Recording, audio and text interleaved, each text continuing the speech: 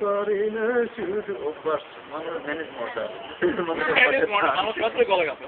মানুষ সত্যি গলায় গেছে। আসলে আমি আজ থেকে 6-7 বছর আগে গানটা শুনেছি, এখনো যে আমি ধরে রেখেছি এটাই আমি অবাক অবাক হচ্ছি। হ্যাঁ এই জন্য বলা হচ্ছে ম্যানেজ মশা। ঠিক আছে ভাই আরেকটা গান গান। যদি কখনো এটা বলি না এবার, গান গান। যদি কখনো জানতে পারো